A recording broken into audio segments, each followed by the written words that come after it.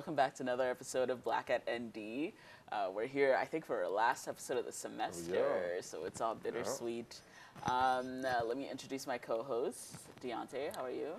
I will be okay once finals are over. Man, just keep it pushing. I will be able to like exhale and feel it for real. Like I feel like that post-final sleep, like when you just like sleep with no responsibilities. It's gonna be real. Turn off all the alarms. Yeah. How about you, Amorja? I'm gonna be good. I'm doing good. I can say this. A friend of mine, a colleague from our department, who used to be here, excuse me, a student, she reached out to me. She said, hey, you're on my mind. And she said, I want to check in with you. She said, how are you doing? And of course, we're used to just saying, oh, I'm doing good. I'm fine. But I said, let me just be honest really quick. I said, I'm doing good if good means annoyed, stressed, maintaining, but yet still finding some kind of ounce of happiness. So my good is layered.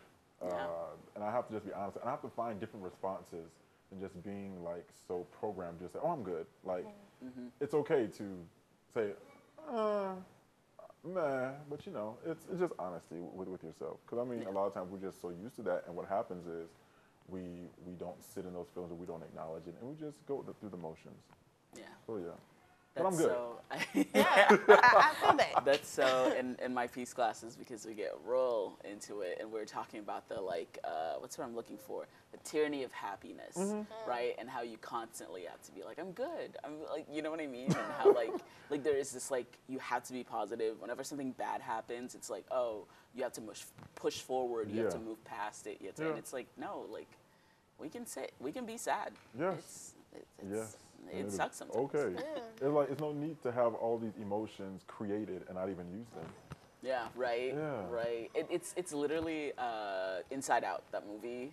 I don't know if y'all saw it. It's like an animated movie. No. It's very popular. They saw it. Y'all saw it. Yeah, but it was put all the emotions as characters, and then there's the joy character, and then they were like, oh, you should only have joy, but then it was like, no, you need sadness, who was also a character, in order to, I don't know, you need sadness. It's just you can't just delete it. I'll put it on my watch list. Yeah. It's a Pixar production. I love Pixar, especially that movie Soul. Soul was so beautiful. Yeah, that made me cry. I teared up a little bit. Yeah, man. You haven't watched it? Okay, D. Shame me. All right. I have not watched it. So it's okay. It is the season to watch The Preacher's Wife. Have y'all watched The Preacher's Wife at least? I have not. What is The Preacher's Wife on what? What do you mean the season? The season. The Preacher's Wife, the movie, with Whitney Houston. Oh no, I didn't. No, Never. I've heard of it, but I have not watched it. I've watched The Bodyguard. I haven't watched that one either. That'll break my heart. Give me a point for that. I'm the worst. Did you watch The Bodyguard? No. See? Yeah, you got it. Point. It all evens out, I guess. No, I have not seen The Preacher's Kid, but I have no doubt that it was amazing because Whitney was going to kill it. Whitney. The Preacher's Kid. Right, I'm like, went to the wife for the kid. Preacher's wife. I'm thinking about the movie with LaToya Luckett. Oh, I know what you're talking about. I'm thinking about that, but yeah, Whitney. Y'all got to watch some Whitney, but I know I was too young to tangent, but go ahead. What's up? What's your topic? I guess you could say. Oh, right. So I wanted to talk about my final stress, of course, but in a fun way. Ooh. So I have this class I'm taking called Race and Science Fiction, and we've just been reading. Yes, it's very interesting. We've been reading science fiction of all types of genres. By Black authors. And it was really an eye-opening class for me because I never really felt like someone who was a science fiction type of person unless it was a movie. I'm not the type of person to read a science fiction book or even a comic. We read a comic in class, and I'm like, this is so cool. I don't know what was my perception of comics before, but I'm like, oh my God, this is such a great comic. And it just the empowerment and the imagination that you get out of it is really crazy. But I say that to say that our final, we had the option to write a regular type essay about one of our readings or another story that we find. Yeah. Or you get to write a short story, a sci-fi, whatever you want to do. So, of course, I choose the creative. I'm like, boom, less pages, all this, let's do it, Yep. And it's hard to write. I'm still writing it. I'm still struggling. I get it. And like, it's like the empowerment that I'm getting from writing it is really crazy. Like the things that I'm able to imagine. Yeah. Like, imagine describing dishes washing themselves. A dishwasher? Dishes washing, no, Like Harry dishes. Potter style. Yes. Oh, real stuff. Oh. Dishes washing themselves. Yes. My story is Hey. about like a witch in New But Orleans. can anything be wrong? Like if it's fake, like whatever you write is like. Yeah, Right. but There are like, rules having to it. describe it, having to, what is it, show, not tell, having to like do all the, like, it's easy when you read it, but when you're writing and having to describe everything so that it's not just in your head, it's Yeah. like that can be tough. It's very is true. tough. And like we've also learned over the course, it's like it's called world building. And like how do you build the world, like all of that matters. So we've like, I don't know if y'all ever watched Lovecraft Country. I watched the first 2 episodes of it, maybe 3. Oh, you have to continue watching it. But anyways, like certain episodes just had different conceptions of like time and geographical location. It was interesting to just to see what people can do, especially with Lovecraft Country. If you get to the end, you're like you're blown away. But And did they discontinue it or cancel it or something? unfortunately, yes, It but kind of got wild. I didn't watch a lot of it. I think I also watched maybe the first episode, but it is a lot. Did you guys talk about Afrofuturism? yes, absolutely. That was major concept. Afrofuturism? What Yeah. is that? Yeah, it's like Wakanda. Like, just imagine like a world where Black people are not racially oppressed. You know what I mean? And we're allowed to flourish as much as we want. And then, like in a future, we've weirdly been talking about this in my peace See? classes as well. It's all coming together. Oh, It's come gonna happen. together. It's It's gonna happen. connected. My first thought was, so we read this like article about Afrofuturism and how W.B. Du Bois like wrote this short story of like, so imagine you're Manhattan, whatever, and then like a comet or something like strikes. Yes, we read And then- that. Yeah, it's so good. And then like it's just this one black guy who like, and he thinks he's the only one who survived, right? And then he meets this like white lady, and they're like, oh my God, we're the last 2 people on Earth, right? And then they like form this bond, and this white lady's like, oh, like why do we care about racial? Like, you know what I mean? Why were we being so racist back then? None of it matters. Like all that matters is like the real just humanity of 2 people, right? Because they thought they were the only 2 people left on Earth, right? And then they find another group of people who are all white, including the white lady's fiance. And then they find out that it's not the whole world, it's just Manhattan that got struck by this comet. Really? And then suddenly, right then, it goes right back to like, now he's an outsider. Now he's a minority. The lady's like, well, you're not the last 2 people on Earth anymore. So we're Not right all back even to matter. our, yeah, right. We're right back to our own like racist stuff. Like we're right. And it was like, I don't know. It's just a really good story. yeah. Seek it out. I Is feel it like a I movie? just spoiled it. No, it's a short story. Yeah. W.E.B. Du Bois I wrote. want to read that. That sounds interesting. It's good. Yeah. And just Afrofuturism in its conceptualization, I think is really good. Of like, Yeah. what if? The what ifs and and it's compelling when Black academics argue about Afrofuturism because some people have different definitions for it. Yeah. Like some people only see it as like you focusing on African ancestry in the diaspora and like not in the Americanized type standpoint. But I always argue against that because I'm like, okay, colonialism. Yeah. I'm like, I don't know, but Yeah, it's hard to imagine a world in which colonialism and racism didn't happen, right? And again, we were talking about this in my peace classes of like, how can you imagine peace, like a future with peace, when there's really hasn't been an example of that like ever on Earth? Yeah. How can you imagine like a new future for yourself as a Black person, like Afrofuturism, if there like you do not have an example truly of when Black people were flourishing and happy and without even in their own, like even in Africa, Black people are being afraid. It's it's trash. you gotta create your own, cause those stories will really have you like smiling ear from ear, like Wakanda, Yeah, I know. the Wakanda was comic real. series. Oh my gosh! Wait, the series? Yes, so there's like the whole comic series, the one that started in the '60s and Oh, now, Wakanda? yes, Oh, what?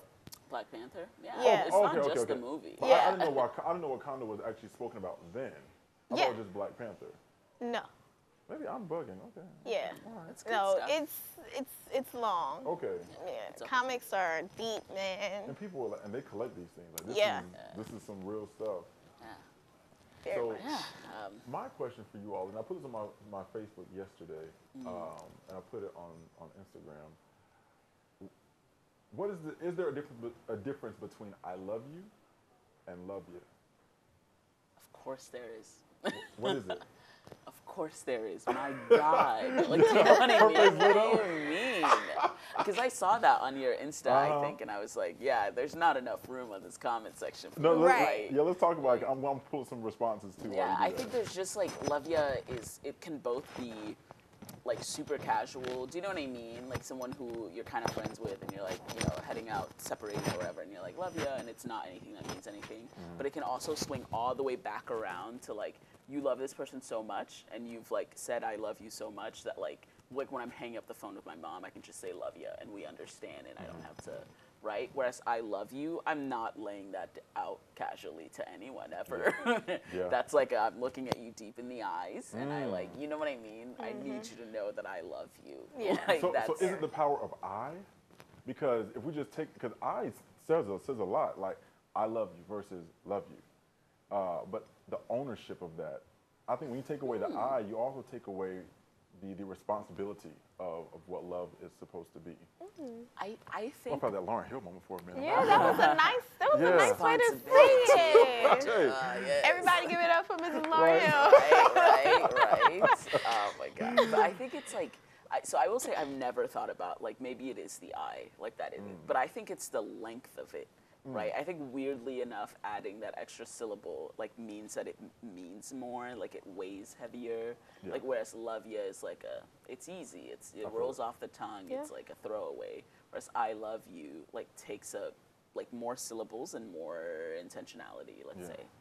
That's true. Thoughts, D? I would agree with Erda.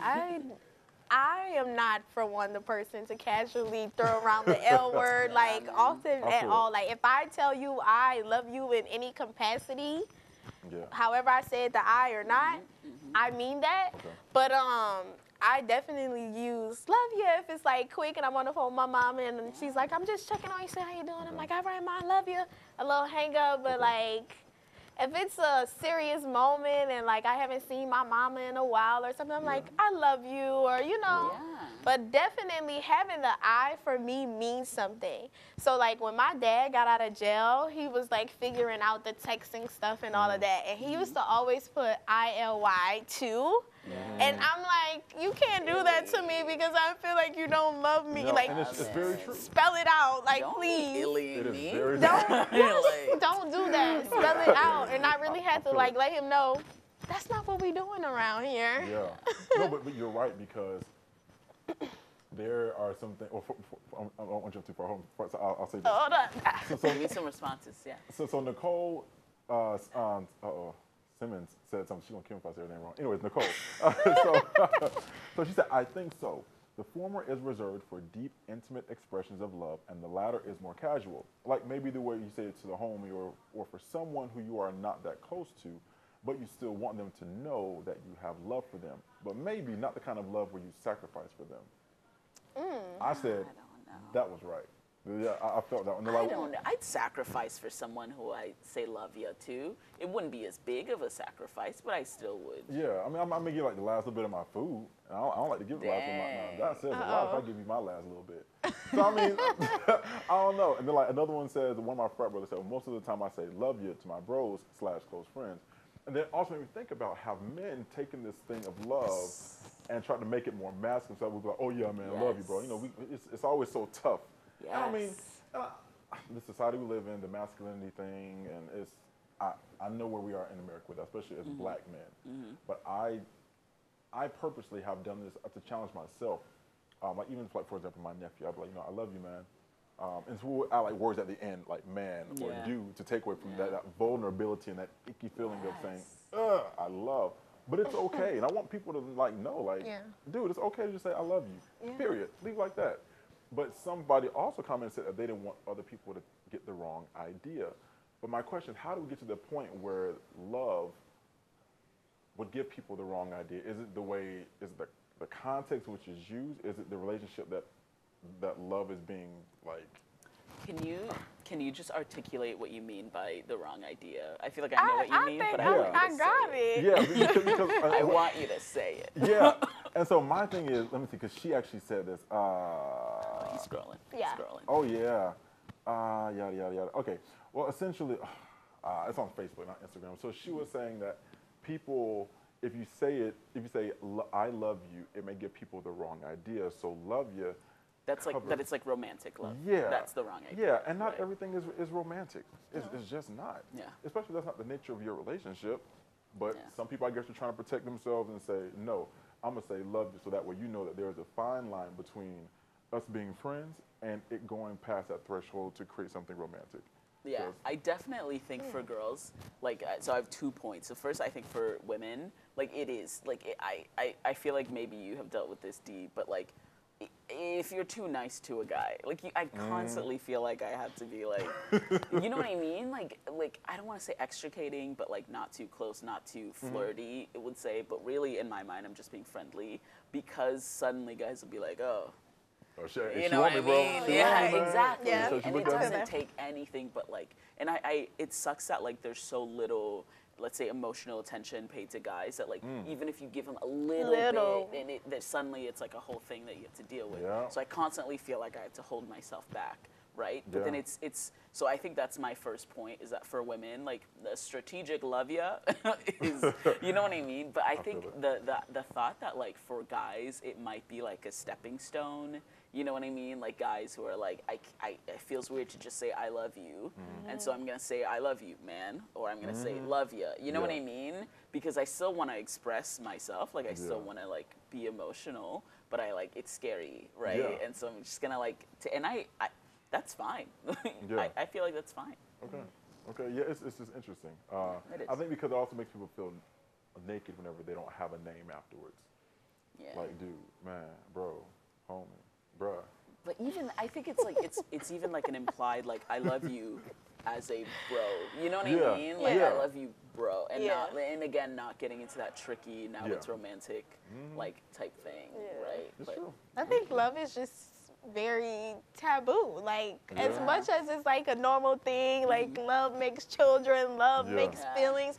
I think overall love is taboo. We are like taught to love people within our circles. Like, you know, we can say, oh, love a stranger, but like, what does that really mean? Like, we don't, you know, love is very taboo. And I think once we get past like showing people and teaching people that you can love everybody Yeah. and anybody, saying I love you to someone shouldn't, you know. Saying I love you and also showing that you love them. Because one thing that Yeah. people have a bad habit with, and I've seen this from even previous generations of family, where parents may not say, like the grandfathers or the uncles or whatever, may not say I love you. I'm gonna show you by the way I work, but verbalizing it Yeah. really yeah, does it is help. important.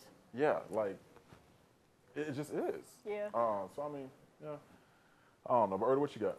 Yeah, I got another depressing one for us. Oh, I thought I should save mine to the very end. Then Look at us. Hey, let's just we were just talking about and then love. be like, and now oh, we're the gonna talk world she about goes against is everything that she horrible. studies in school. Yeah, man, it's. I mean, if I have to listen to this, if he studies, y'all going. That's exactly how I feel. I get it.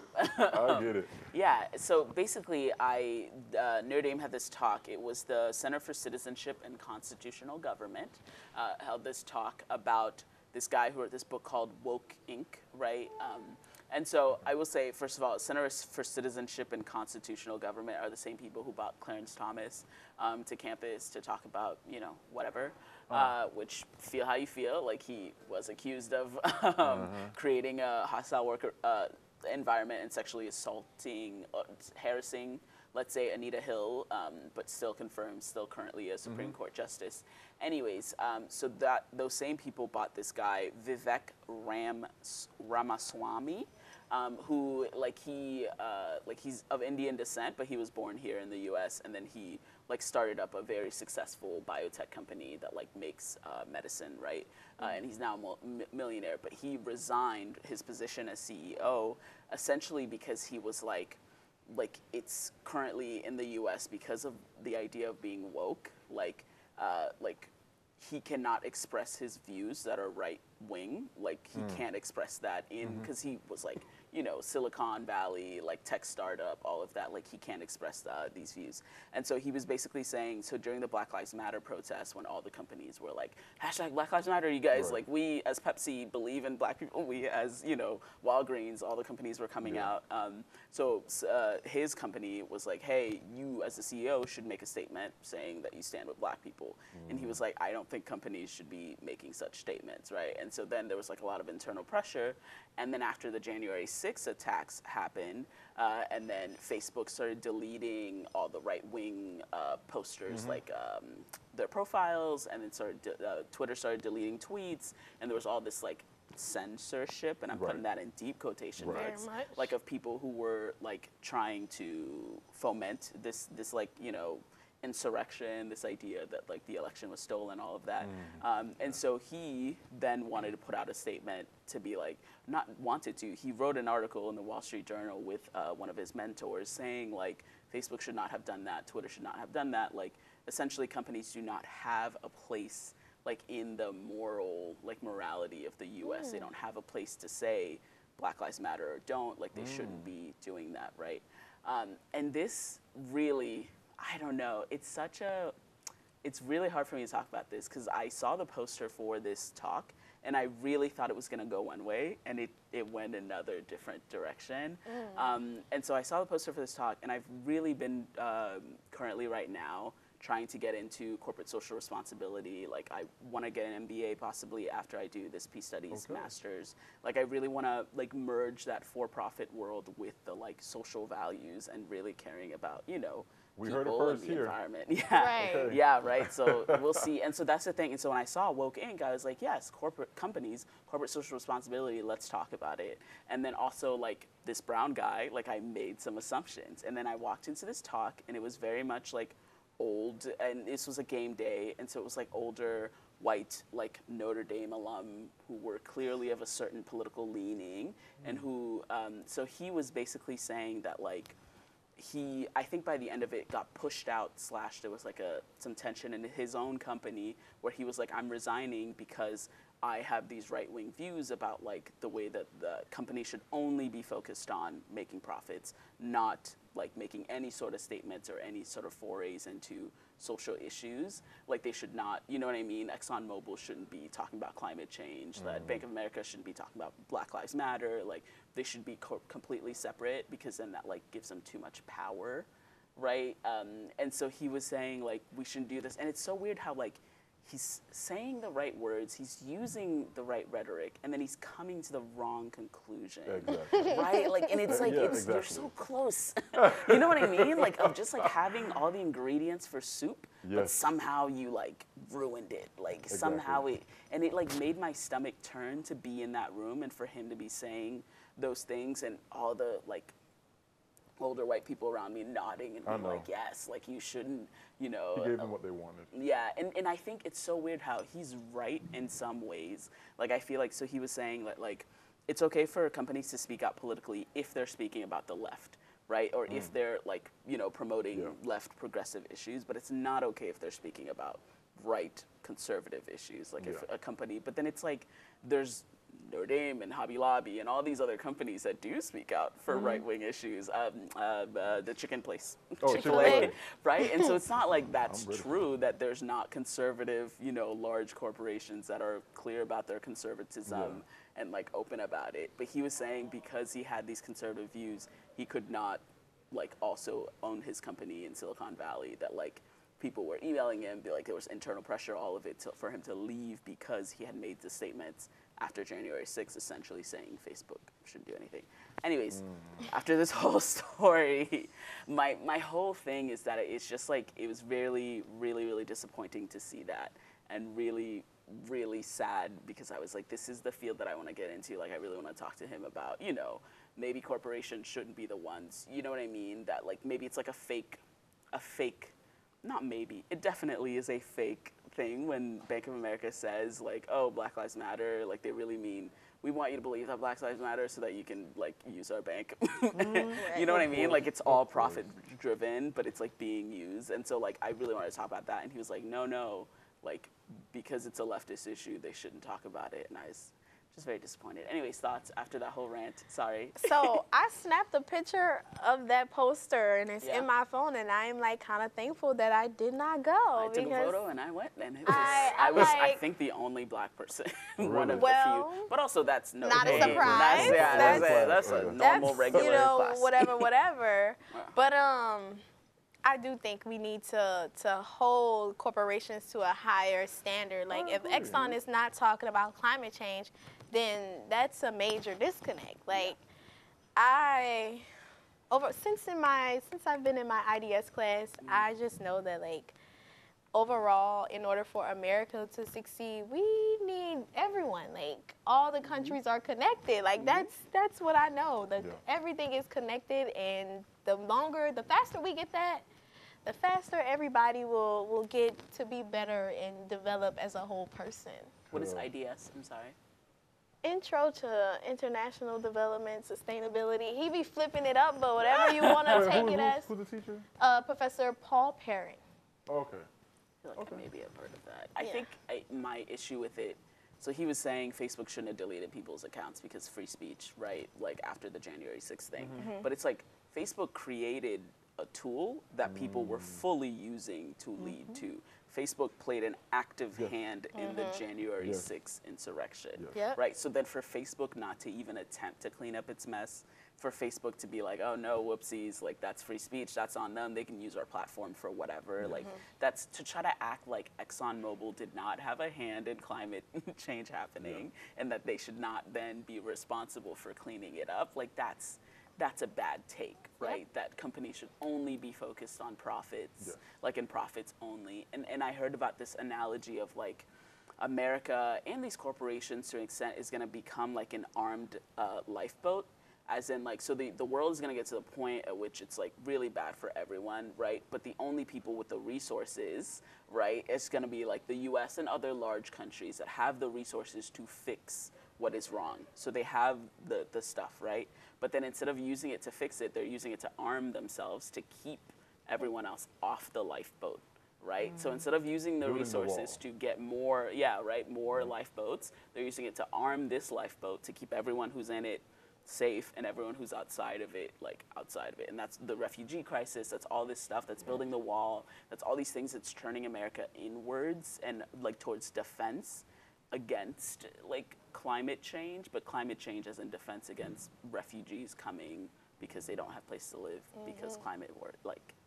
And you know, and just for our viewers, in case some people don't know, can you explain what the difference is between right wing and left wing? Can I explain the difference between? Yeah. That's super easy. I feel like right wing, I just associate it with conservatives, like this idea of small government, this idea that like free speech and First Amendment and patriotism. I'm trying to think of like real things that they stand for because it's I think they're very hypocritical like in their stances about certain things, but it's also associated with like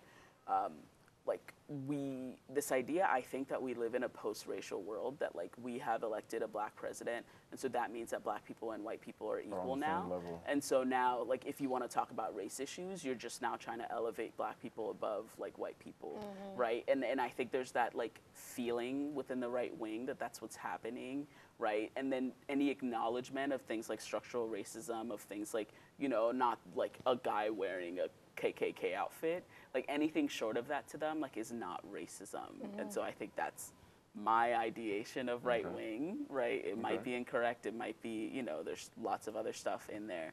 And then I think left wing is more like progressivism and more big government, more like there's these huge social issues and we should spend money to, you know, make black people more equitable, to do, when you have to let black people into your universities instead of shutting them out historically. Affirmative action. Like issues, like essentially there are huge social issues and we should spend money as a government on it. For us right wing, it's like no, government is inefficient, like markets and businesses and corporations and individuals should be left alone to do whatever they want. Like it eventually it will work itself out, right? Which it has if you're white. But everyone else has been left behind. And so that's my ideation of right wing, left wing. Again, incomplete and it might be incorrect, but it is what it is. Listen, we always have rooms where we can grow. Yeah. Sorry to bring it down. Oh no, you're cool. No, listen, but I just want to personally thank you both. For what? Yeah, it is the end of this semester, and I mean, even like having long days, like coming on the set for Black N&D is like, Yeah. it's just like a breath of fresh air. Truly. I fully agree with that. Yeah, Sorry, go on. and, I'm saying, and it's not just for us, but for people who also just want to sort of chime in on the conversation, to sort of see what's really happening. And not everything is always something what's happening in the world. Sometimes it's just us just talking like just making it from one day to the next day as a student. Yo. And so, but yeah, I appreciate y'all. I love y'all. Oh, I said y'all. I love you. Well, yeah, y'all, because it's still plural. Yeah, because it's two of us. Yeah. That's We love you too. I feel the same way. I feel like that first episode, which listeners have never heard because it got right. Like I feel like they're like that one because I was apprehensive. I was like, I don't know if I have enough bandwidth. Nope. Yeah, right. To like add this onto my schedule. I don't know if it's gonna be like too much for me, like too much of me putting myself out there, whatever. Like, but after that first episode, I was like, oh. This was like restorative instead of being like a thing that like it's like a class where I have to like work and give myself and whatever. It was like filling my bucket, and I was like, yay, let's keep on doing it. Yeah, and I'm glad. I remember I was downstairs, whenever I was looking up the email from Father Jenkins. I can't think of the man's name. Yeah, man, we're tired. about the diversity thing, the task force. And be like, well, since you're here, I'm gonna just sort of check. I'm gonna sit right here with you. I was like, okay, well, bad, cool, whatever. Hey, and we're just sort of just looking at some stuff. And I remember, whenever you had your interview, like I was like, I don't know who she is, but I'm glad that she responded. And you were so honest. You were like, yeah, I don't know what's happening with the show, but I never watched anything, but I want to just sort of, see. You talking about me? Yeah, you. What? She's like, huh? I didn't know much about the show, but you said you wanted to give it a shot, and so I said, okay. Oh yeah, okay. yeah. Because I was like, but it's cool. Yeah, this is one of those convergences where I was like, I'm really into podcasts and the sound of my own voice, and so I should try to, while I'm here as a master's student, do more stuff that like has me creating like the kind of podcasts I want to listen to. Yeah. And then I was like, oh, there it is. I saw it on whatever group. Black graduate students, I think, and I was like, Black Student Association. That thing I was looking for. Yes. Yeah. It brings joy to the Tuesdays. Hey, and we're here. So It do. And once we're here, I mean, even once the graduation comes and life goes on, we'll still always be connected because we are Black. Yeah. We are at ND. So thank you all so much for checking us out. You all have a great day, and we'll see y'all next time. Good luck.